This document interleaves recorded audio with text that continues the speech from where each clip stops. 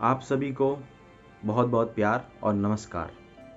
आज हम इस कार्यक्रम में बात करेंगे किसानों की समस्याओं पर। इस समय देश में दो बड़े तूफान आए।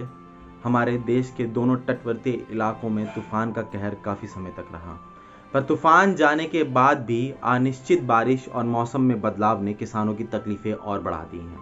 अगर हम बिहार की बात करें तो बिहार में लगने वाली प्याज की फसल नुकसान हो चुकी है।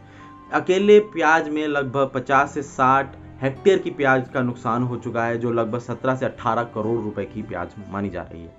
वहीं पर जो प्याज बची है उसके लिए किसानों को उचित दाम नहीं मिल पा रहा है।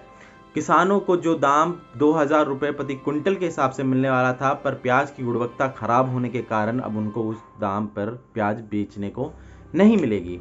उसी के साथ अगर हम बात करें गुजरात और महाराष्ट्र की, तो गुजरात और महाराष्ट्र में सबसे ज़्यादा असर आम की फसल पे हुआ। यहाँ पे 70% तक आम की फसल पे नुकसान होने के कारण किसानों को काफ़ी ज़्यादा नुकसान झेलना पड़ा।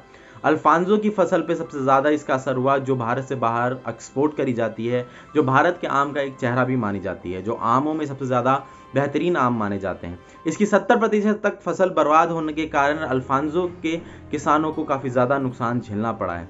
वही अगर हम बात करें तटवर्ती इलाकों में तूफानों के कहर की, तो उससे नारियल की उपज में और नारियल की प्रोडक्शन में काफ़ी ज़्यादा फर्क पड़ा है, क्योंकि जो नए नारियल आने वाले थे वो अधिक तक झड़ चुके हैं। इसको देखते हुए समय में कुछ समय बाद नारियल के दाम भी मार्केट में बढ़ने की आशंका दिखाई जा रही है।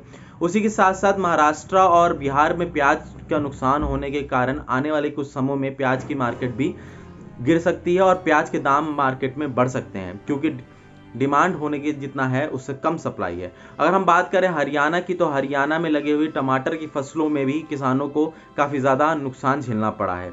इस समय किसानों ने अधिक मात्रा में टमाटर उगा चुके हैं और एक्सपोर्ट ना होने के कारण उनकी टमाटर की फसल बर्बाद हो रही है, जो यूं ही पड़े पड़े बर्बाद हो रही है, जिसके लिए उनको उचित दाम नहीं मिल रहा है। टमाटर की फसल अगर हम आपको बताएं तो खेतों से 1 रुपये और 2 रुपये प्रति केजी के हिसाब से उठ रही है।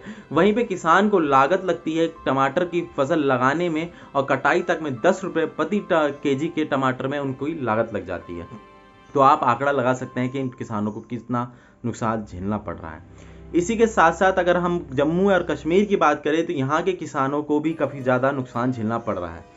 यहाँ के किसानों को स्ट्रॉबेरी की फसल के उचित दाम नहीं मिल रहे, क्योंकि एक्सपोर्ट ना होने के कारण और लॉकडाउन होने के कारण जो स्ट्रॉबेरी की फसल पूरे देश में बिकती थी, अब वो सिर्फ जम्मू राज्य में ही बिक रही है, क्योंकि स्ट्रॉबेरी की फसल का शेल लाइफ यानी कि उसके जीवन चक्र काफ़ी छोटा होता है, जिसके कारण वो जल्दी खराब हो जाती है। और अधिक मात्रा में कोल्ड स्टोरेज ना होने के कारण इनको काफ़ी ज़्यादा नुकसान झेलना पड़ रहा है। किसानों की मांग है कि वो फ्लाइट का सुचारू रूप से चालन करें, ताकि उनकी फसल फ्लाइट में लोड होकर भारत के कई और इलाकों में जाकर बिक सकें।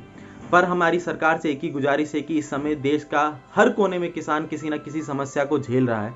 सरकार किसी न किसी तरीके से उन्हें मदद करे, क्योंकि मौसम के हालात सही नहीं है और मौसम की मार किसान के लिए सबसे बड़ी तबाही होती है। किसान के पास कोई जरिया नहीं होता है, वो अपनी फसल तैयार करता है, 4-5 महीने उसमें कड़ी मेहनत करता है, ताकि जब उपज हो, पैदावार हो, तो वो उसको बेच के अपनी आमदनी बना सके। पर जब आमदनी करने की समय आता है, तब ऐसे नुकसान और मौसम में अचानक बदलाव किसान को मरने के लिए छोड़ देता है।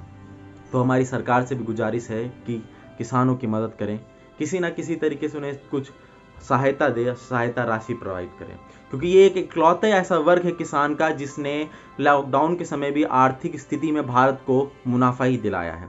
जब देश की अर्थव्यवस्था अपने चरम पे थी और उसकी हालत खराब थी, तब भी किसानों ने ही देश में अधिक मात्रा में अनाज उगाकर देश की अर्थव्यवस्था को संभाले रखा है।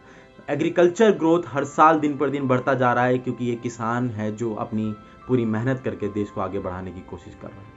तो हमारी सरकारों से गुजारिश है, थोड़ा इनकी तरफ भी देखें। हमारे सारे किसान भाइयों से ये भी गुजारिश है कि आप किसी भी गलत काम ना करें, आत्महत्या की ना सोचें। फसल खराब हो गई है, सरकार आपकी मदद करने की कोशिश करेगी, आप धीरज रखिए, आपको सहायता कहीं ना कहीं से मिलेगी। इस कार्यक्रम में इतना ही। मैं शुभम सिंह आपसे इजाज़त चाहूँगा। अगर हमारा ये कार्यक्रम पसंद आया तो हमें कमेंट बॉक्स पर लिख भेजिए।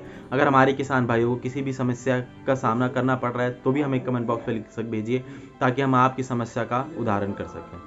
चलिए, हम आपसे यहीं पे इजाज़त चाहते हैं। धन्यवाद।